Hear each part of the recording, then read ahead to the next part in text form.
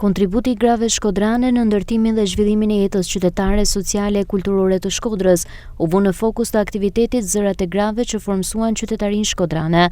Veprimtaria mblolli aktivistë, studiuese dhe përfaqësuese të shoqërisë civile, të cilat solën në vëmendje figurat femërore që kanë lënë gjurmë në historinë e qytetit dhe kanë luajtur një rol të rëndësishëm në emancipimin e shoqërisë. Përmes diskutimeve dhe referimeve, u evidentua ndikimi i grave në procese të rëndësishme shoqërore dhe kulturore, si dhe përpjekjet e tyre për të forcuar praninë e gruas në jetën publike. Aktiviteti i sotshëm paraqet një histori të një gruaje e cila mbart me veti një histori, është historia e themelimit të shoqatës së parë shqiptare në vitin 1920, e cila quhet Shaqe Çoba. Pastaj kemi edhe një panel me gra të nderuara, të cilat japin kontributin e tyre të përditshëm dhe janë frymëzim për brezat e ardhshëm.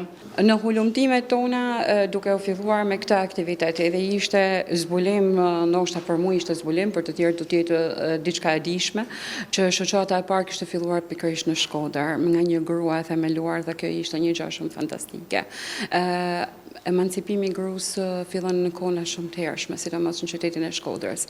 Por këtë emancipim ka gra që e tejkalojnë edhe çojnë pas hapi përpara. Dhe pse jo edhe ne le të mbartim atë gjurmën tonë histori dhe ta lëmë, pse jo t'ia përcjellim edhe të rive. Një hapësirë e veçantë ju kushtua figurës së Shaqe Çobës, e njohur si themeluesja e organizatës së parë të grave në Shkodër dhe një nga personalitetet më të spikatura që kontribuoi në fuqizimin dhe përfaqësimin e grave shqiptare.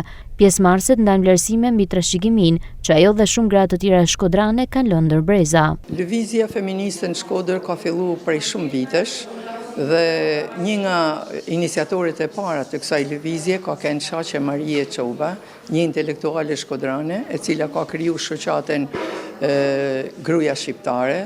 Njëkohësisht ajo ka butuar edhe gazetën, revistën Gruaja Shqiptare nga viti 1920 deri në vitin 1921, një periodik kur aty janë ashtni për herë të parë në Shkodër zoni i grave, në lidhje me luftën për çlirim kombëtar, se në atë kohë ishte periudha kur forcat serbo-malazeze vinë deri në Koplik dhe u çun kam e gjithë Shkodra për t'i dalë ballë kësaj rezistence kundër këtyre forcave, kështu që edhe ajo me fuqitë e veta, me organizimin e vet, Shaqe Marie Çoba mbledh një sergrash edhe është në ndihmë të kësaj lufte. Në përfundim të aktivitetit u theksua rëndësia e ruajtjes së kujtesës historike dhe promovimit të modeleve frymëzuese femërore, si një mënyrë për të nxitur pjesëmarrjen e grave dhe vajzave në jetën sociale, kulturore dhe politike të vendit.